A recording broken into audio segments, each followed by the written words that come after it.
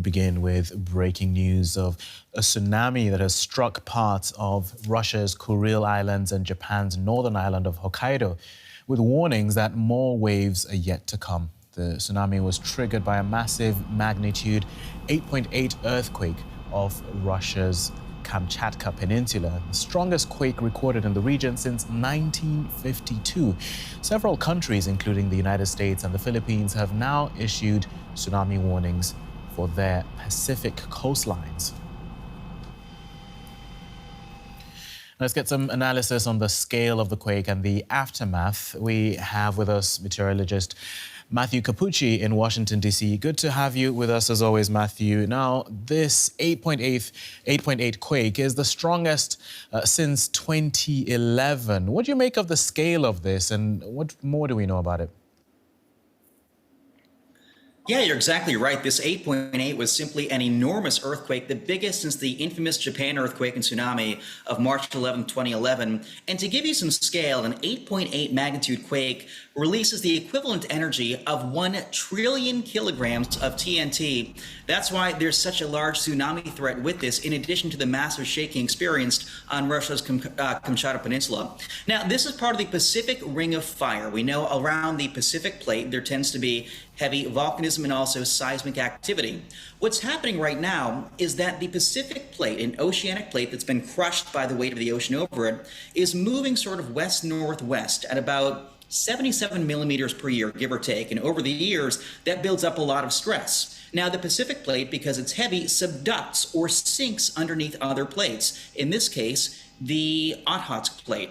And basically what's happening is you have something where there's this boundary, and you get one plate to sink beneath the other, and ultimately that releases an exceptional shaking, and we get these what are called megathrust quakes. Now, in this case, the last quake in this region of similar magnitude occurred back on November 5th of 1952, very similar quake. The epicenter was only about 45 kilometers, give or take, away from tonight's epicenter, and that one caused a Pacific-wide tsunami. And so the expectation is a similar quake, similar magnitude could cause similar impacts, and ultimately that's why the concern for tsunami is so great with this.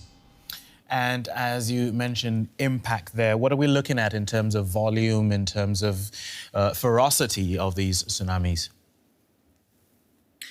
Well, we've already seen a rise of water levels about 3 to 4 meters in the Kamchatka Peninsula in Russia. Expectations of roughly 2 to 3 meters of water level rise in Japan. And the important thing to remember, too, is that a tsunami is just basically this wave that moves through the ocean, but keep in mind this wave's energy is dispersed throughout the entire water column. Now, the ocean is on average about 4 kilometers deep, so you're spreading out that energy, and really the impacts are minimal until you get to shore, because you're bottling up all that energy as the sea suddenly becomes much shallower at the immediate coastline, and then you push that wave ashore, push all that bottled up energy ashore, and you can get a dramatic rise in water levels, dangerous currents too. And keep in mind, individual tsunami waves can be spaced out 5, 10, 15 minutes, and they may arrive over the course of an hour or 2 hours. And so this could be a long duration threat in some areas. At the immediate coastline, we're asking folks to evacuate vertically. And it's not just the rise of water levels. For boats docked in marinas or near the coast, you'll see dramatic changes in current, and that could be a serious issue too. So for mariners, it's actually better if you have a vessel to take that vessel offshore to a depth of at least 60, 70 meters. And once you're far enough offshore, there's enough kind of space for that wave to pass underneath you.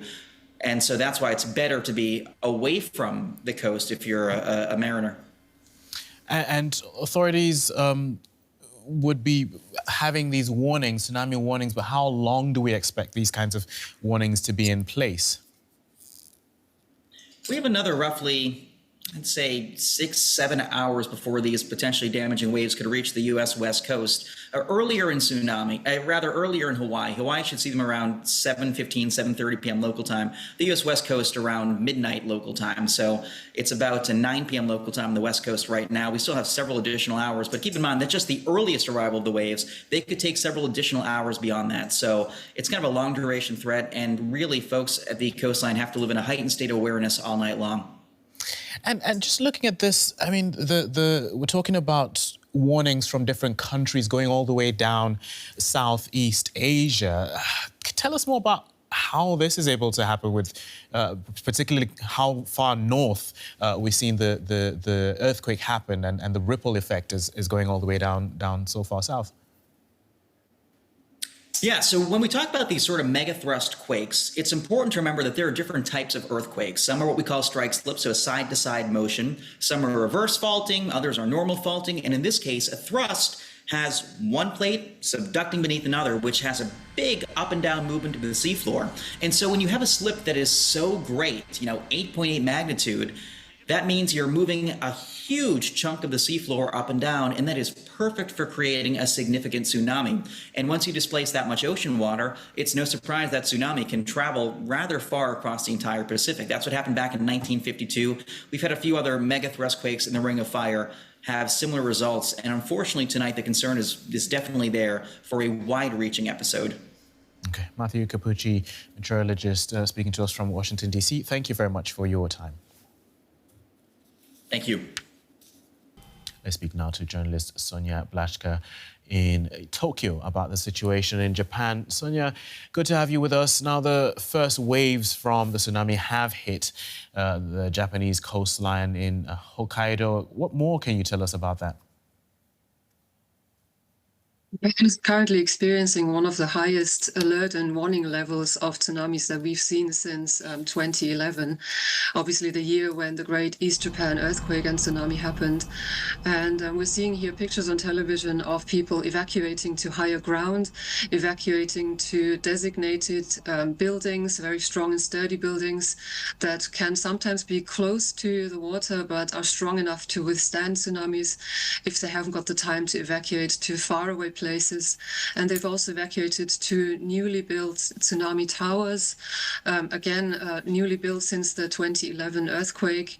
Many beaches have been closed, highways. There's some influence on traffic also, and people are quite worried. I mean, the warning level of 3 meters is quite a lot, even for Japan that has seen a lot of warnings in the past. So far, we've seen tsunami waves of between 20 and 40 centimeters arrive. That doesn't sound like much at first, but it is easily enough to knock a person off their feet and enough to cause quite some damage. And 3 meters is, of course, a whole different story. As you say there, this is something significant. The authorities in Japan warning of larger subsequent waves, and we're just watching some images there of the waves hitting the coast. This is something out of the ordinary. How prepared is Japan for this? Japan is, of course, very prepared. It is out of the ordinary in a sense that usually people know if there's a strong earthquake, they need to evacuate. They will do something immediately. But this time, the danger is that people haven't heard, obviously haven't felt the earthquake and haven't heard the news and therefore might go to the coast. So that's a big issue. Japan is very prepared, has lots of protocols in place, has this 3-tier warning and alert level, for example.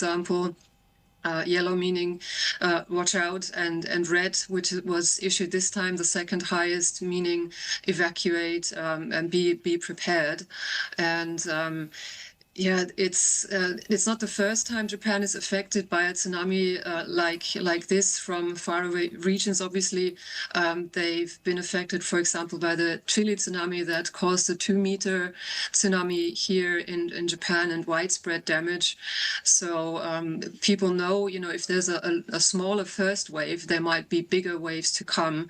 And the authorities are warning people, don't be complacent, even if the first one is smaller. Don't go back to the beach. Don't look at the sea and try to guess yourself whether the tsunami has come or not. You're not an expert.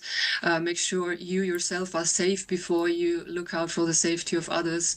So the warnings are quite strong, and yeah, I think the whole country is definitely more nervous than during previous smaller tsunamis. Okay. Journalist Sonia Blashka in Tokyo. Thank you for that update on the tsunami and its effects on Japan.